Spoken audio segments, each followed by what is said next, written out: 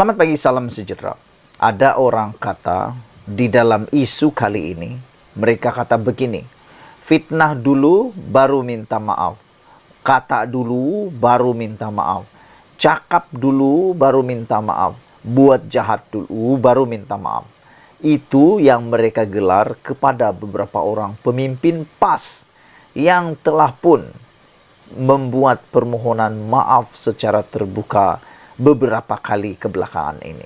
Ada antara mereka telah pun memfitnah Anwar Ibrahim, Perdana Menteri Malaysia. Namun, Perdana Menteri kita yang ada sekarang ini cukup luar biasa. Beliau amat mudah memaafkan. Dan lebih menarik lagi, beliau melepaskan saja saman-saman fitnah itu. Tapi yang membuatkan netizen geram, yang membuatkan netizen bertindak balas memberi respon ialah apabila netizen kata, inilah sikap pemimpin-pemimpin yang mereka seperti ini, kata mereka. Fitnah dulu, minta maaf, selesai. Cakap dulu, minta maaf, selesai, kata mereka. Dan yang lebih menarik, merosakkan nama orang, sekadar minta maaf. Yang rosak bukan dia, tapi yang telah difitnah. Dan yang menariknya, seperti yang pernah dikatakan oleh Az-Zambaki, yang menariknya, ada juga orang yang masih percaya walaupun telah memohon permohonan maaf selepas mengaku memfitnah.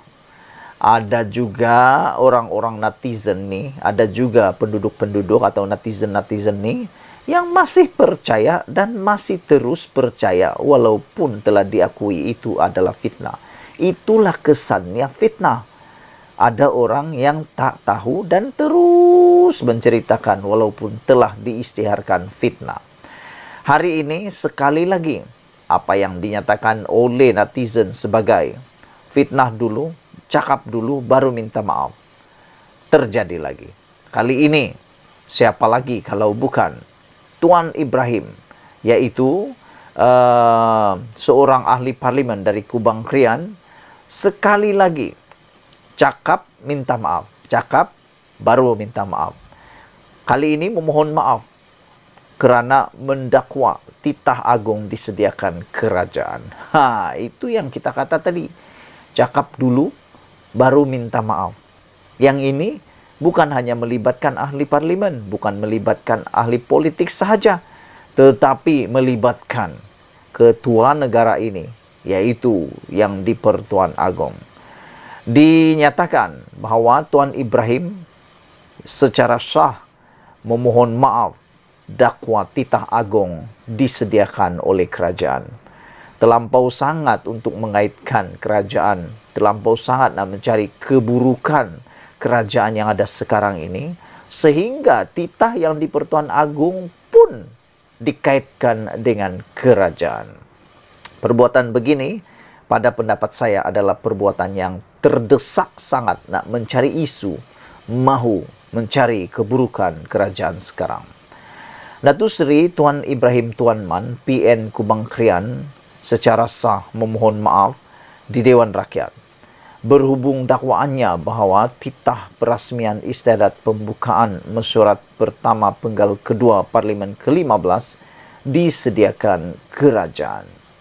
Tuan Ibrahim yang juga bekas Menteri Alam Sekitar dan Air berkata, beliau memohon maaf sekiranya timbul kekhilafan terhadap dakwaannya ketika membahaskan usul menjunjung kasih titah diraja minggu lalu.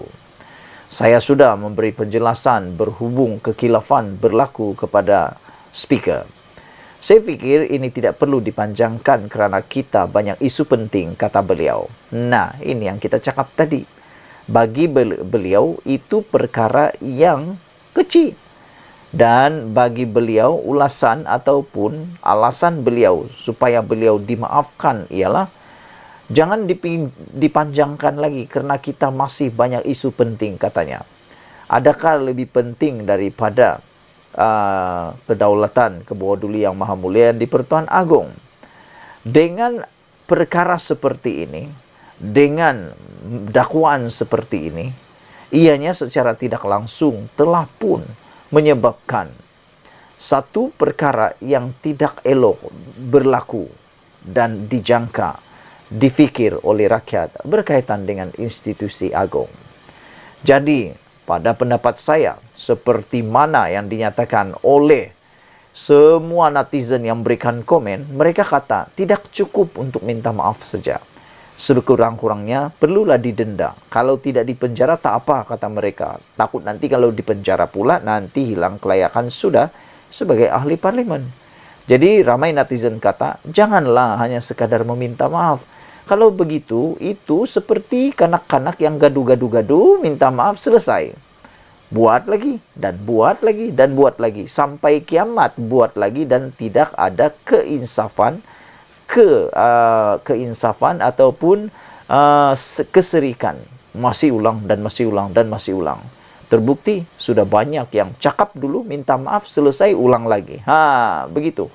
Jadi kalau ada denda, itu lebih baik. Supaya lebih buat insaf, takut, dan serik.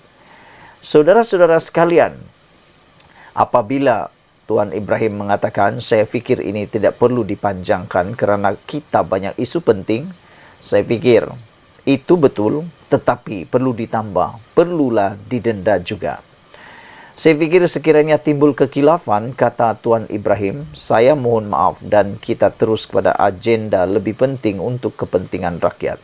Adakah yang di Pertuan Agong itu tidak penting? Terdahulu yang di Pertua Dewan Rakyat, Datuk Johari Abdul berkata, pihaknya sudah mengadakan pertemuan dengan Tuan Ibrahim selepas isu itu dibawa RSN Raya PH Jelutung yang membangkitkan peraturan Dewan 36 dalam kurungan 6 bahawa ucapan Tuan Ibrahim membuat sangkaan jahat bahawa titah yang di Pertuan Agong disediakan kerajaan. Inilah semangat yang kita ada. Saya sudah jumpa Kubang Krian, Tuan Ibrahim. Pemahaman kita berbeza, namun apa yang disebutkan beliau saya sudah dimaklumkan, katanya.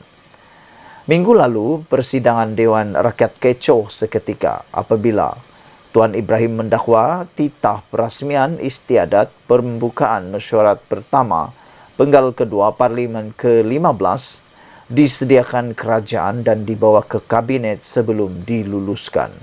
Saudara-saudara sekalian, ini adalah tohmahan yang benar-benar tidak berasas dan tidak betul. Ucapan atau titah Ketua Duli Yang Maha Mulia di Pertuan Agong tidak disediakan oleh kerajaan, apalagi mau diluluskan oleh kabinet. Baginda mempunyai kuasa penuh untuk menyampaikan titah atas budi bicara Baginda sendiri. Tidak ada pengaruh langsung daripada kabinet dan mana-mana orang perseorangan. Sekian dulu untuk kali ini. Jangan lupa tinggalkan komen Anda, tekan butang subscribe. Kita jumpa lagi. Bye-bye.